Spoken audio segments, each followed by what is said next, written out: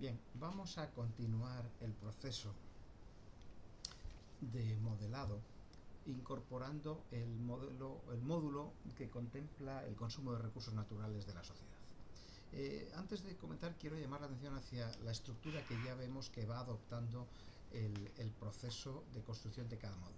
En primer lugar, abordamos la definición de las variables de estado, como ya conocemos. Con ello tenemos unas ecuaciones básicas, flujos, etcétera, que van definiendo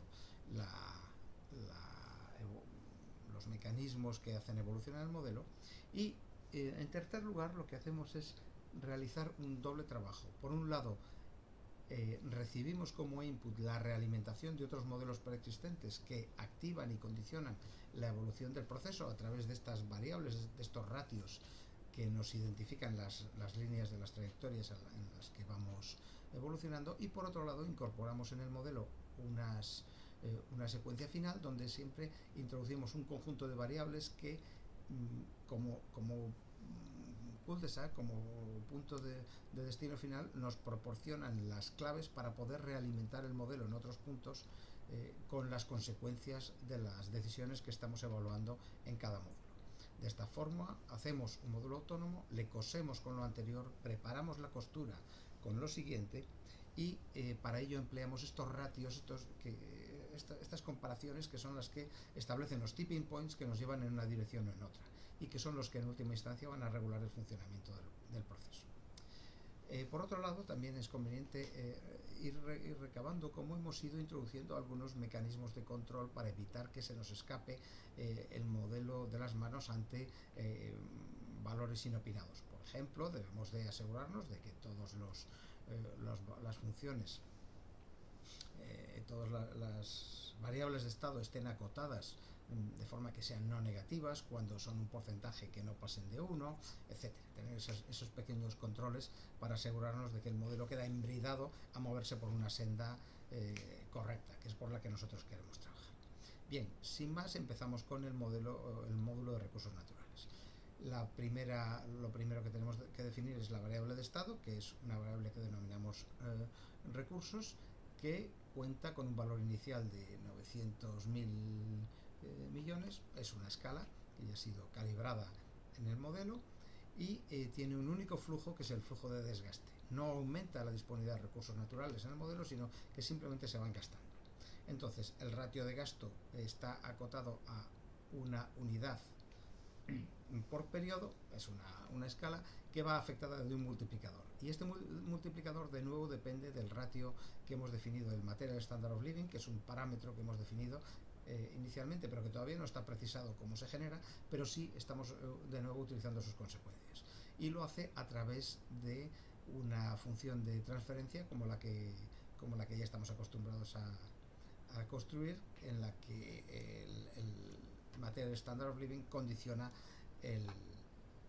el multiplicador de recursos naturales. Bien, a continuación abordamos la segunda fase importante, que es que las consecuencias de las decisiones que tomamos en recursos naturales van a activar una serie de procesos correctores, una serie de reacciones en el resto del modelo. En este caso concreto, lo que ocurre es que una variable que ya tenemos definida, que era el multiplicador de la extracción de recursos naturales, que la habíamos creado, la habíamos declarado, pero le habíamos dado un valor 1 porque no sabíamos de dónde salía, ahora resulta que va a nacer a partir de un ratio entre el valor de recursos y el valor inicial de recursos que manejamos. Bien, a través de nuevo de una función de transferencia. Bueno, pues con estas aclaraciones vamos a comenzar la elaboración del recurso en nuestro modelo en sí. Bien, como hemos visto, en primer lugar seleccionamos una variable de estado que llamamos recurso, ¿vale? Y a esa variable de estado le imponemos un flujo que es el consumo. Vale, como hemos descubierto que el consumo recursos va a depender de varias variables, vamos a ir introduciéndolas.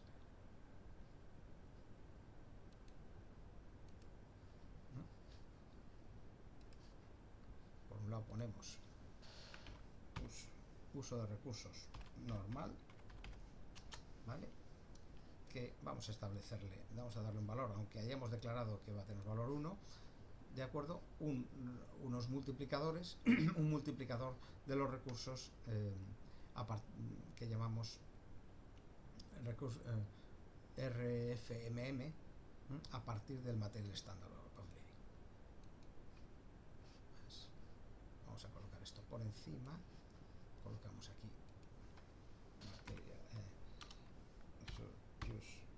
Materials Multiplier, de acuerdo, que va a depender, como decíamos, del Material Standard of Living.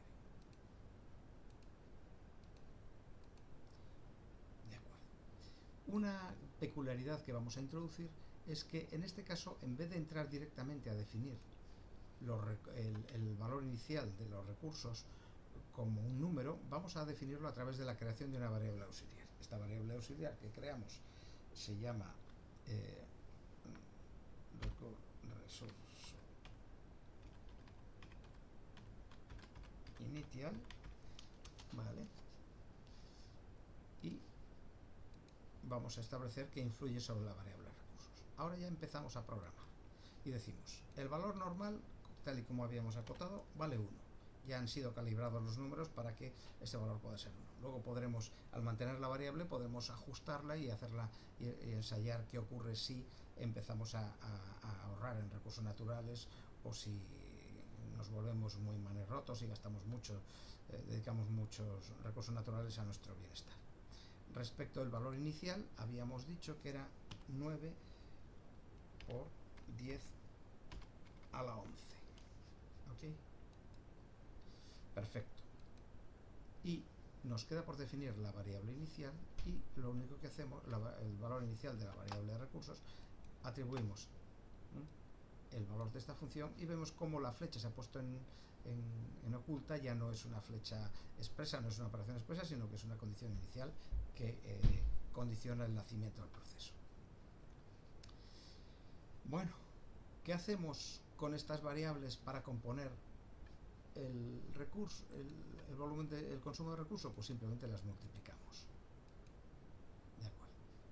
Y finalmente nos queda la definición de esta variable de estado que depende del Material Standard of Living. Para definirla refrescamos en la memoria los datos con los que contamos, que veremos que el Material Standard of Living evoluciona de 0 a 10 y de 0 a 4. Vamos, por lo tanto, a crear esta función auxiliar. La definimos como auxiliar lookup asgraph de 0 a 10, de 0 a 4,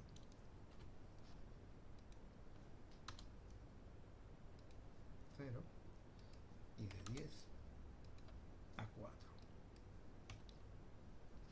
¿De acuerdo? Bien, ahora ya solo nos queda definir los valores intermedios que, como podemos ver, se mueven entre 1, 1,8, 2,4, 2,9.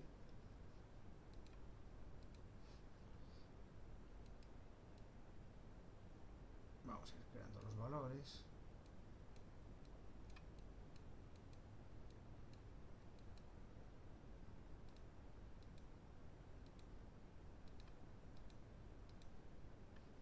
Vale.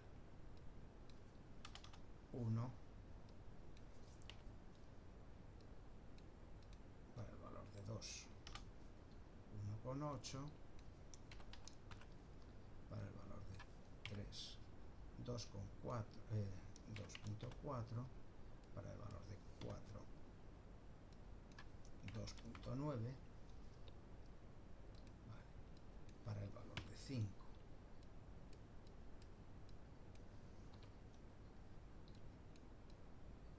para el valor de 6,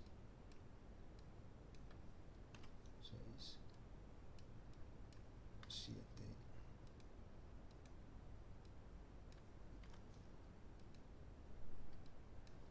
8 y 9. Bien, vamos a introducir 0, 1, 1,8, 2,4, 2,9. Vamos a buscar los nuevos valores en la tabla. 3,3, 3,6, 3,8.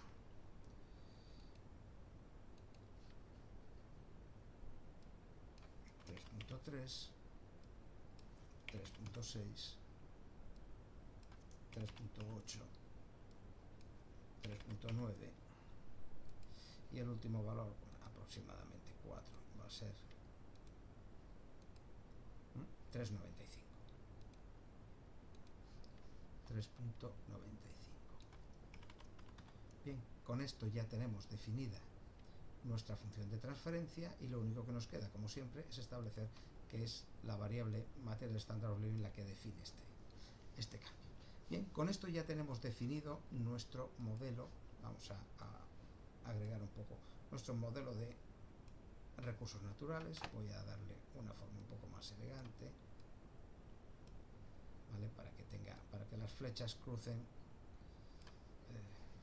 la menor cantidad posible de módulos del modelo y no lo conviertan en algo demasiado farragoso de seguir.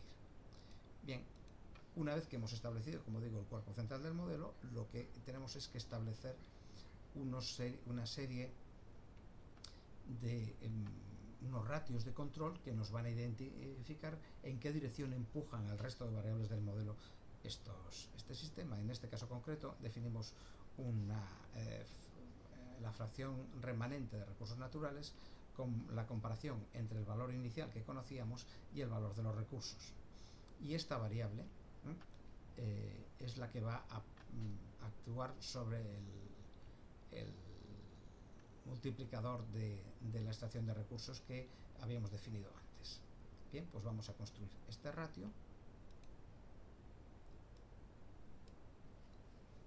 Vale, vamos a colocar aquí la variable. Vamos a ver dónde la colocamos. Aquí.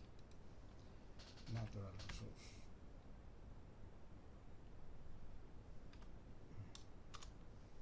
Remaining ratio. Correcto. Y esa se va a definir a partir de la combinación entre el valor de los recursos y el valor inicial de los recursos. Vamos a ver, ¿de acuerdo?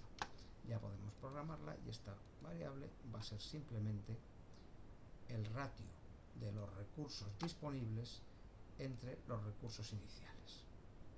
Observamos que esto implica una relación muy mecanicista. Esto lo que nos está diciendo es que no hay más recursos que los que hemos definido inicialmente y simplemente lo que hacemos es irlos gastando y cuando se acaben, se acabaron. Esta es una de las hipótesis controvertidas del modelo mundo que les invitamos con posterioridad a procesar. Bien, como decíamos, esta variable es la que va ahora a afectar al ratio del multiplicador del uso de recursos naturales. ¿Cómo lo hace? A través de una función de transferencia. Si nosotros ahora activamos el módulo de programación, comprobamos que este valor, que era inicialmente una constante, debemos de transformarle en auxiliar with lookup as graph. Y ahora ya estamos en condiciones de introducir la información que disponemos. La información que disponemos es muy sencilla, simplemente es un ratio que va de 0 a 1 con valores también de 0 a 1. 0, 0, 1, 1. Para poder ver bien el gráfico, lo que hacemos es establecer los rangos 1 y 1, con lo cual ya tenemos nuestro modelo y ahora nos queda averiguar si se trata de una función cóncava o convexa vista desde el origen. Para ello vamos a nuestra tabla y comprobamos que maneja los puntos 0,15, 0,5, 0,85. Bien.